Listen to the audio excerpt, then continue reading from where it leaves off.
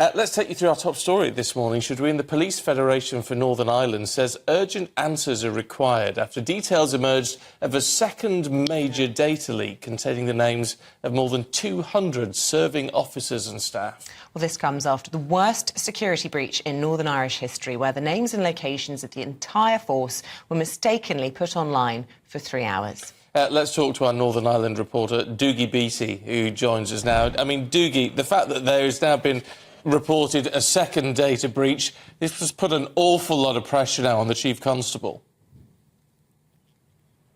You're totally correct, Stephen. That is exactly what's happening here. And that pressure will come today. Here behind us, this is where the policing board sits. That's that body that was set up under the Good Friday Agreement to examine and hold the PSNI responsible to local politicians. But of course, those local politicians are politicians when it goes down to it. They will love the investigation. They will always try to excuse themselves. So today we will probably see this Chief Constable coming in behind us here, and those politicians will say, we will wait for the investigation into this. And of course that investigation will be into the FOI side of the PSNI. Now the FOI side, the Freedom of Information, is run by civilians, but it will have a master, if you like, a boss that is inside the PSNI. And the executive of the PSNI, those executive management body that are around the Chief Constable, will face investigations. And there's no doubt about it, on a breach this size, somebody's head will have to roll for this, because the sheer amount of money that will have to come out of the taxpayer's pocket to put this right will, I would imagine, be eye-watering in some stages. But last night we found out of the Police Federation that this laptop was stolen out of a car at the start of July with 200 officers' details on that particular laptop.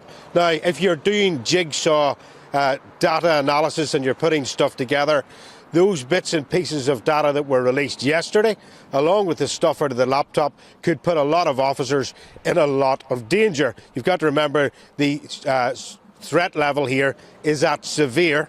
The IRA took many, many lives of police officers in Northern Ireland over many decades, and they are still targets, particularly to Republican organisations.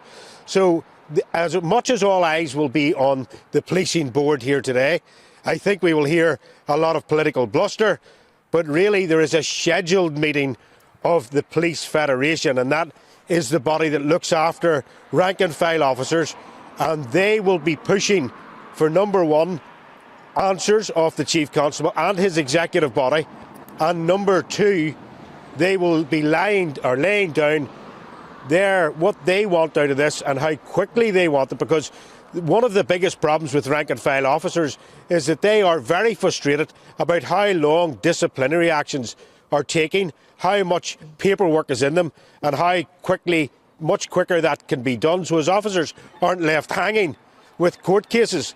So they will want to see a very, very quick answer to this. So the probability is that today at the policing board, things will go politically well.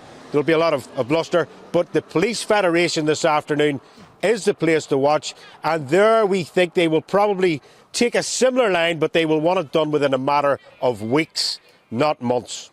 OK, Dougie, with that, thanks very much indeed.